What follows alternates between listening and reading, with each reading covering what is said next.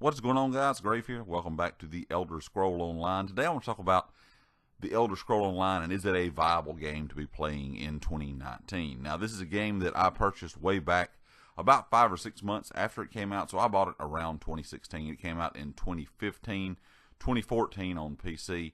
And this was a game that I always go back and play throughout the year. Every year I've always played this a good bit. This is a game that some years I go play it for months and months. Just straight. So this is a game that I always go back and play because I've always really enjoyed it. Of course, it is one of those online MMO style games. It is a very enjoyable game with just the base game, which you can buy for very cheap, especially here on console. Of course, I play on PS4. The base game is a very reasonable price, and of course, then you can buy the game with different types of DLC already added to it. You can buy DLC later. There's tons of story to the game. And if you're a story playing fan, there's definitely a lot to do in solo kind of mode. Now, I will say if you are new to the game, it can get kind of boring grinding out those levels to get to more of a max level, what they call it, at least 160. It takes a while, but if you're a fan of that single player grind, you're definitely going to enjoy this. And also, if you have friends to play with, it's very enjoyable that way as well.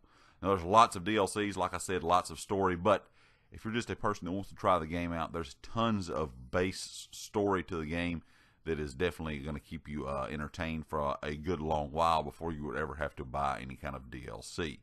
Now, there is something called ESO Plus, which is not a must-have. It is a paid subscription, but you do not have to have it. You don't have to have it to play the game. It is optional.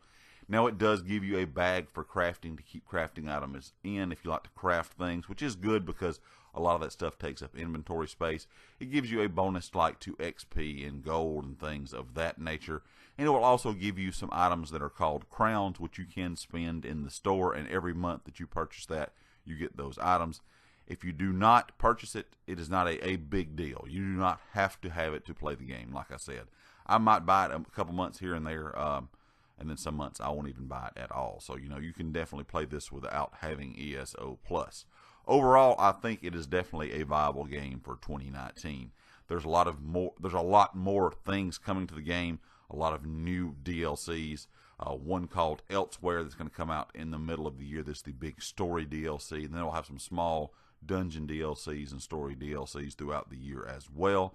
Also, they have quarterly events. I think there's 16 events scheduled for this year.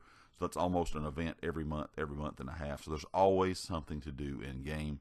So like I said, guys, definitely give this game a look if you have not yet. It's still worth playing, believe me. It's a great game. Like I said, I always go back to it and play it all the time. So it is definitely a game that has stuck with me over many years. Anyway, guys, if you'd like to hit the like, if you have not subscribed yet, please do so. And I'll catch you next time. Peace.